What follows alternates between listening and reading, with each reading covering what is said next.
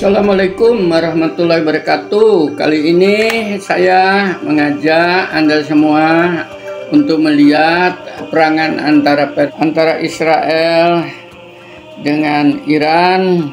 Kita tahu bahwasanya peperangan antara Iran dan Barat itu sudah jauh sebelum Islam ini turun, yaitu pada saat Kekaisaran Persia dan Kekaisaran Romawi. Kita tahu bahwasanya Kekaisaran Persia ini didirikan oleh Cyrus Agung. Kekuasaannya Asia sampai dengan Afrika dan ke Balkan sana, seperti Anda lihat di peta ini yang berwarna coklat, yaitu 330 sebelum Masehi. Kemudian diteruskan oleh kekaisaran berikutnya karena kalah di dalam pertempuran dengan Romawi. Dan bekas-bekasnya Anda bisa lihat, ini kekaisaran Persia lama, begitu dasarnya, begitu kokohnya dari pemerintahan dan kemiliteran. Kemudian setelah itu ditaklukkan oleh pasukan Islam atas perintah Umar bin Khattab, dan jatuhlah kemudian pada tahun 651, walaupun dengan pasukan mereka kuat, dengan pasukan gajah lainnya, sehingga akhirnya setelah itu muncullah dinasti Safawiyah dan diteruskan oleh dinasti Pahlavi.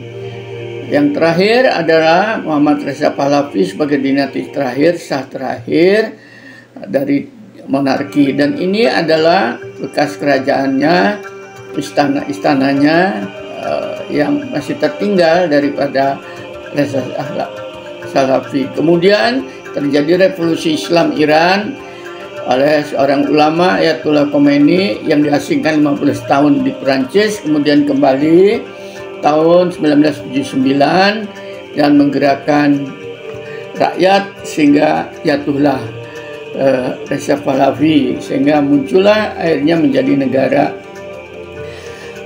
Iran, Republik Iran yang kita kenal saat ini tadi, ya, dengan atas dasar keislaman, ya, menjadi Republik Islam. Sehingga dengan demikian Ayatullah jadi pemimpin, dan ini sistem pemerintahan Irannya. Di situ pemimpin tertingginya adalah Ayatullah, kemudian presiden di bawah, parlemennya di bawah lagi, Dewan Keamanan. Di sini jabatan tertinggi di Iran memiliki kekuasaan militer, politik, agama, dan memilih segala kepala pemerintahan. Sistem sosialnya karena aliran Syiah sangat ketat. Sekarang dengan perkembangan zaman muncullah lebih longgar, dan bangunan-bangunan masjidnya sangat indah.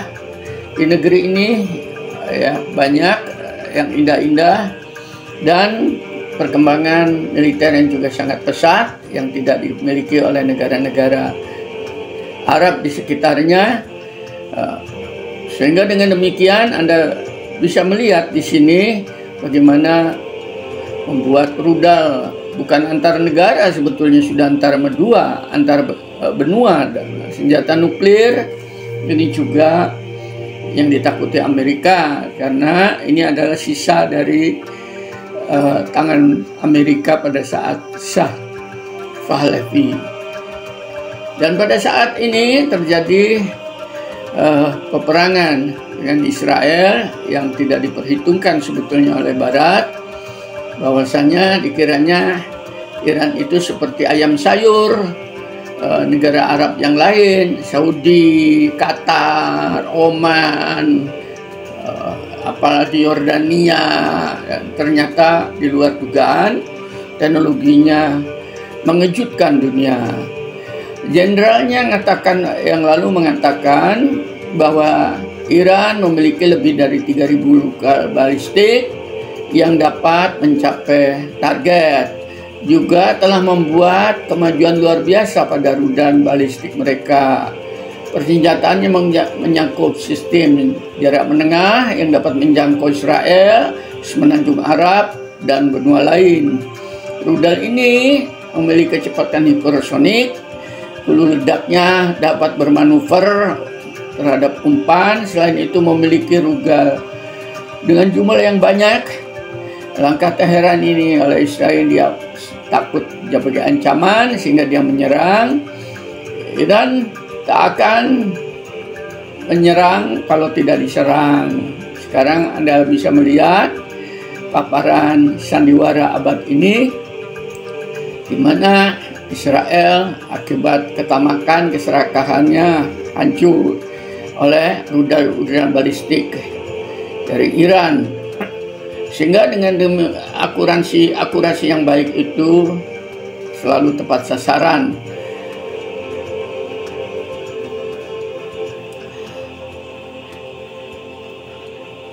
Karena dengan teknologi mutakhir ini bisa menjangkau 1.700 km dan kecepatan di atas kecepatan suara sebetulnya persenjataan Iran ini, sehingga sulit untuk dideteksi atau dikejar oleh rudal-rudal yang tidak setingkat dengan itu.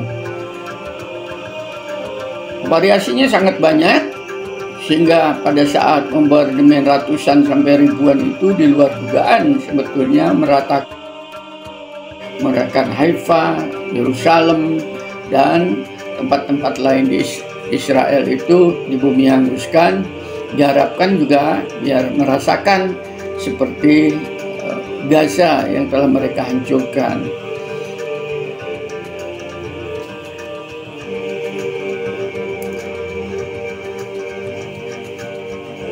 Ini semua sebetulnya sebagai pembalasan dan sebagai pelajaran bagi siapapun yang mencoba menyombongkan diri di muka bumi ini, bahwasanya di atas langit ada langit, di atas gunung ada gunung. Jangan terlalu arogan, jangan terlalu takabur. Karena Iran dengan diam-diam itu ternyata menjadi negara modern, walaupun sepertinya adalah negara berkembang, tapi sekarang sudah ditunjukkan secara faktual bahwa sudah menyeimbangi Amerika, bahkan Eropa. Ini juga sudah tertinggal sebetulnya oleh Iran, karena di balik ini juga ada kekuatan militer. Angkatan daratnya belum bergerak, dan angkatan daratnya itu adalah kaum mujahid yang diambil dengan doktrin mati syahid. Lebih baik mati dalam kemuliaan ya, daripada hidup dalam kehinaan bangsa-bangsa yang kafir, yaitu Israel dan Amerika. Itu doktrin mereka, sehingga pemuda-pemudanya berbondong-bondong ingin menjadi mujahid, ingin mati syahid. Dan ini sulit untuk dideteksi oleh orang-orang barat yang tidak masuk di dalam rumus pemikiran mereka. Sehingga dengan demikian tidak ada konsep untuk bangsa Iran ini menyerah di dalam peperangan, sampai justru musuhnya itulah yang bertekuk lutut. Sehingga dengan demikian target daripada peperangan itu bisa tercapai, yaitu menundukkan Israel di Timur Tengah yang telah menjajah, mencaplok negara lain yaitu Palestina, yang sekarang justru karena itu adalah mayoritas orang Arab juga diam saja, tidak ikut bergerak, jadi hanya jadi penonton. Sehingga dengan demikian Iran betul-betul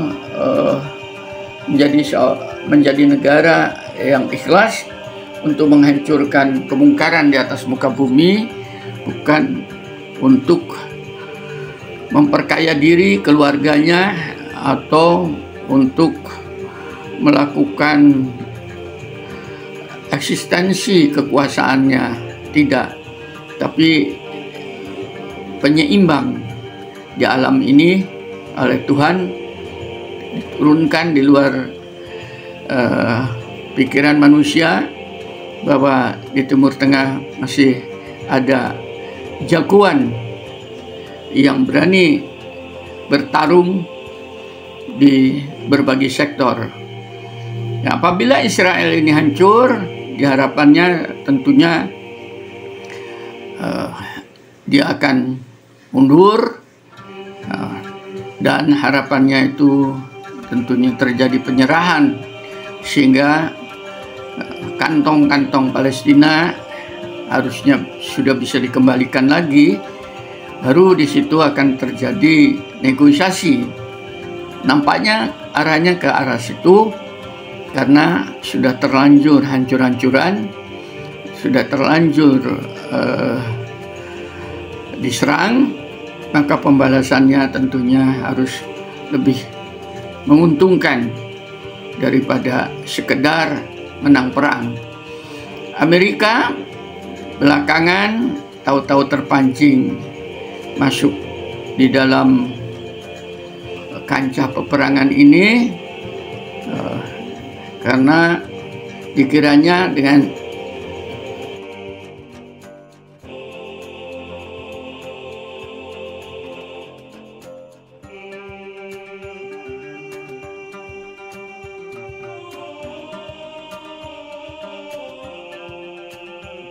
membom fasilitas nuklir Iran di Fordo, walaupun sebetulnya nuklirnya sudah dipindahkan, dan kita ikutin uraiannya sebagai berikut. Serangan udara yang dilontarkan oleh Amerika dan Israel terhadap fasilitas nuklir Iran kini memicu aksi balasan dari Teheran, di mana Teheran langsung meluncurkan rudal ke pangkalan militer terbesar Amerika yang berada di Timur Tengah, tepatnya di Al Udeid di Qatar.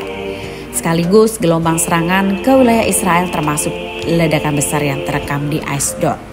Namun sebelumnya, pada Minggu 22 Juni, pesawat tempur Amerika dan Israel mengirimkan terlebih dulu serangan udara dan membidik fasilitas nuklir Fordow, Natanz, dan Isfahan di Iran dengan menggunakan bom-bom rudal yang besar seberat 30.000 pound. Kemudian dikutip dari Reuters.com, serangan ini merupakan eskalasi terbesar dalam konflik nuklir sejak 12 hari terakhir. Dan atas serangan tersebut, Teheran tidak mau tinggal diam. Teheran pun langsung merespon dengan peringatan tegas bahwa setiap agresi akan dibalas dengan lebih brutal lagi. Kemudian pada Senin 23 Juni, pada sekitar pukul 19.39 waktu setempat, Iran dengan penuh keberanian meluncurkan sedikitnya 6 rudal jarak pendek hingga menengah ke pangkalan Al Udeid. Pangkalan tersebut merupakan markas pusat CENTCOM yang memiliki sekitar 10.000 personil Amerika. Serangan ini pun dijuluki sebagai Operation Annunciation of Victory oleh IRGC. Iran menyebut serangannya merupakan rudal yang mematikan. Namun otoritas Amerika mengaku tak ada korban jiwa maupun korban luka dari pihaknya. Kemudian dikutip dari Reuters kembali, Iran sendiri juga sudah memperingatkan Amerika dan Qatar akan ada serangan ini sejak sebelumnya. Dan sebagai informasi, pangkalan militer Amerika di Udeid, Qatar merupakan yang terbesar di Timur Tengah dengan jarak 190 km dari perbatasan selatan Iran dan merupakan markas yang paling besar. Imbas dari serangan tersebut, Qatar pun kini segera menutup ruang udaranya dan mengaktifkan sistem pertahanan. Lalu menyampaikan semua rudal berhasil diintersep dan tak ada korban jiwa maupun luka.